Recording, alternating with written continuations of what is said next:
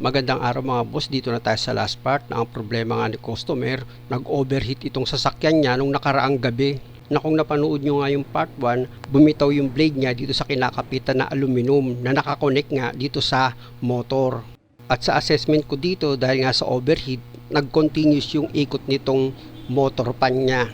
Hanggang sa matuyuan na siya ng grasa, tapos nagbaga na itong pinakagitna ng rear cover niya, tsaka ngayon nabutas. Gaya nga ng sinabi ko, assessment ko lang yun, na pwedeng ganun ang nangyari. Punta na ako dito sa ginagawa ko mga boss, kung makikita nyo, itong gagamitin kong pantakip dito sa rear cover niya, yung pinakagitna nun, meron siyang imbak na grasa, para yun dito sa rotor, nang hindi siya mag-init at hindi siya mag-ingay. Actually mga boss, yung ginamit kong pantakip dito sa nabutas na rear cover niya, galing din yan sa motor. Bali, idinikit ko nga yan dito sa nabutas na rear cover, tapos pupunasan ko yan, tsaka ako ngayon lalagyan pa yan sa paligid yan ng epoxy, para nga hindi bumitaw itong nilagay kong pantakip dito sa nabutas na rear cover. Ganun lang naman mga bossing. At nang kumapit ng maigi itong ginamit kong pantakip dito sa rear cover niya, check ko na itong ikot ng rotor, okay naman. Kaya ang susunod kong gagawin, ilalagay ko na itong auxiliary fan motor dito sa housing niya. At sa paglagay naman nitong auxiliary fan motor dito sa housing niya, huwag kayong mag-alala dahil meron naman siyang guide. Kumbaga, meron siyang sariling pwesto para lumapat siya ng maayos dito sa housing niya. At pag okay na yung pagkakalagay mo dito sa motor, pwede mo na ngayon ipakapit sa thread niya itong tatlong screw. Tapos gamit ka na ngayon ng screwdriver mo para mahigpitan mo na nga yung tatlong screw dito sa auxiliary fan motor.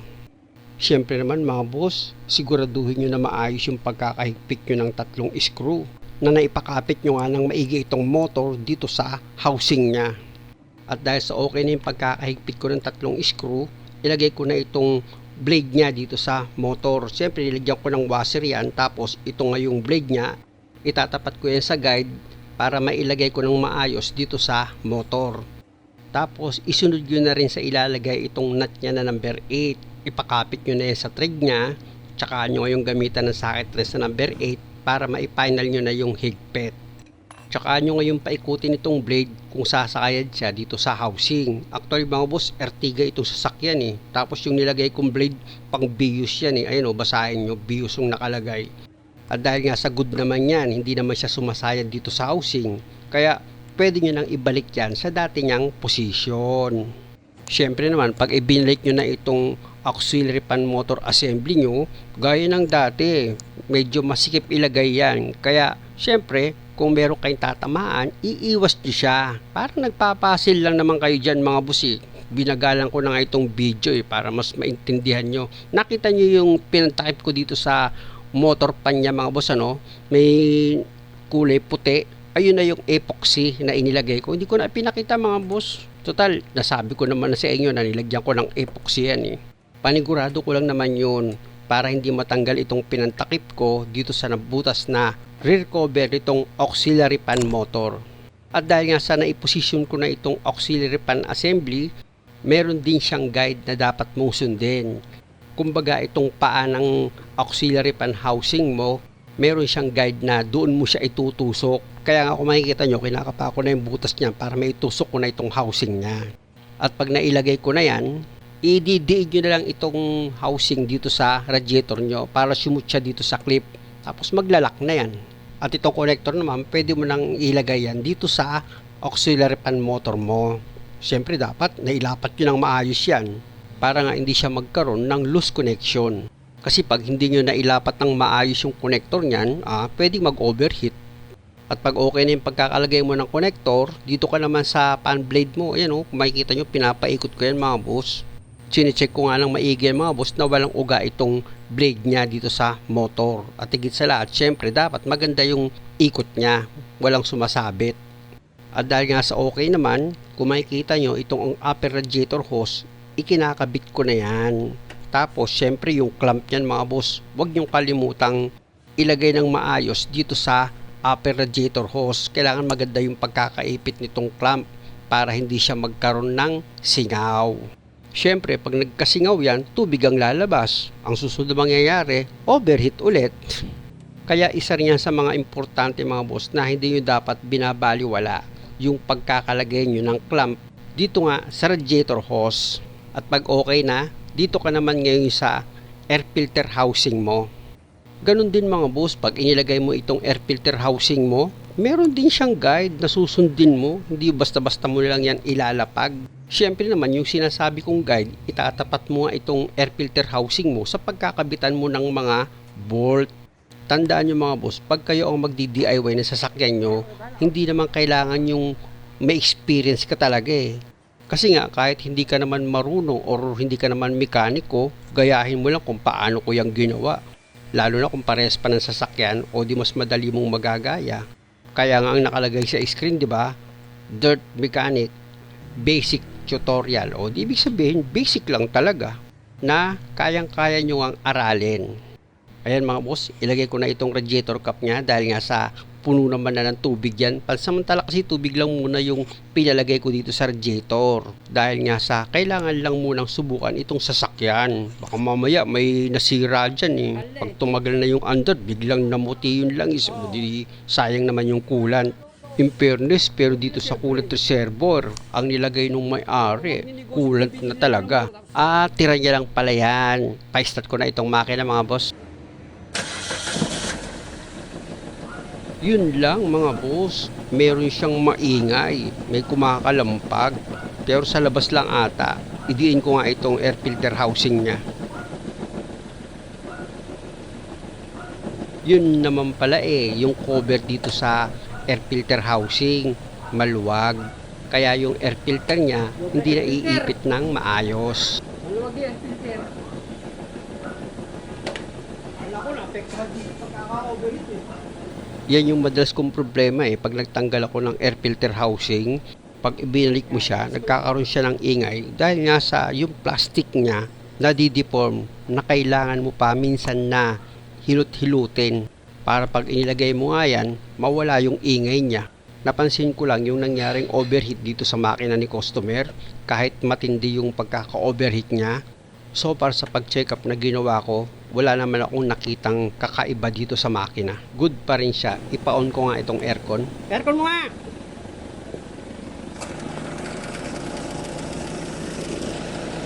Ayan mga boss, gumana na itong aircon niya. Siyempre, yung auxiliary fan motor niyan, gumana na rin. O, di ba? Ang lakas pa ng hangin niyan mga boss. Umanga nga ako eh. Oh. Tapos yung ikot nitong fan, ang tining-tining pa. Wala siyang ingay.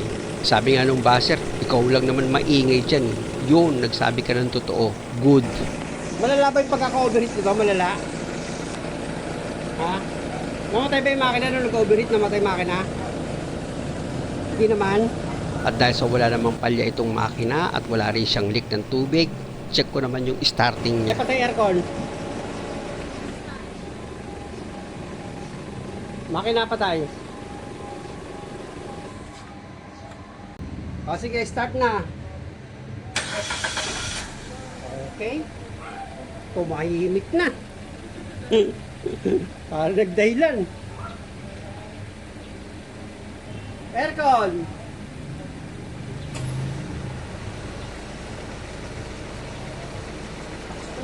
Paano? Nakakatuwa lang itong auxiliary fan motor ni customer. Sa kabila ng lahat na nabutas na yung rear cover niyan eh. Tapos ni-repair ko na lang eh. Yung lakas niya, hindi naman nagbago. Ganun pa rin. Samantalang mula ng 2023 hanggang ngayon, hindi pa siya napalitan. Naayon nga kay customer, pangatlong overheat na ito. Yung nabalitaan kong kwento sa unang overheat, tumupi na daw itong makina. Ibig kong sabihin, nagkaroon siya ng ingay. Nahirap ng tumakbo itong sasakyan. Yun nga ay dahil sa matinding overheat. Lakas pa ng pan. Lakas pa yung pan niya. At yung pangalawang overheat, hindi sa akin na ikwento yun kung ano nangyari. Pero dito sa pangatlong overheat, umusok daw itong makina. So, ba naman natin ngayon kung mag-iinit tayo makina. Sa pag-test na ginawa namin ni customer, hinayaan namin naka-start itong makina, tapos yung aircon niyan naka-on. Na every 20 minutes nga, chine-check ko itong auxiliary fan motor niya kung nagkakaroon ng pagbabago. Kaya lang okay naman.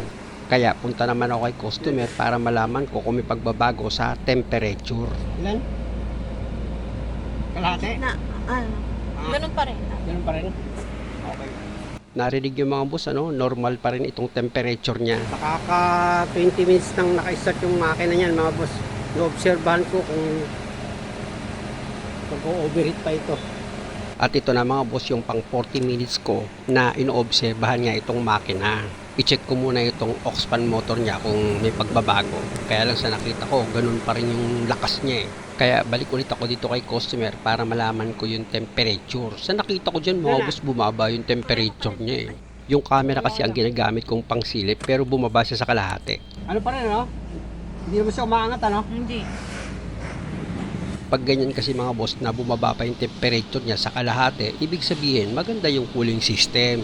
Ganun pa man mga boss, tuloy pa rin kami sa pag-observe dito sa makina ni customer kung hindi na nga talaga ito mag-o-overheat. At isa sa mga patunay na maganda yung cooling system nito, lapit ako mga boss para pisilin ko nga itong upper radiator hose niya. Lambot pa oh. Ganda yung cooling system. Pag ganyang malambot itong upper radiator hose, ibig sabihin wala siyang pressure. Tapos sililip ko nga itong makina niya mga boss kung meron siyang mga tagas-tagas na langis, negative naman. Another 20 minutes. Actually mga boss, sa pag-observe namin dito sa makina ni customer, para nga malaman namin kung mag-overheat pa ito, umabot kami dyan ng 1 oras mahigit na naka-start itong makina tapos naka-on ang aircon. Ito na yung pang 1 oras namin. Yan. Hindi siya umangat ano? Ayan mga boss, gaya ng sinabi ko, naka-1 oras na naka-start itong makina ni customer tapos naka-on pa yung aircon niyan at nakita nyo naman yung temperature niya, normal pa rin. Walang hangin oh.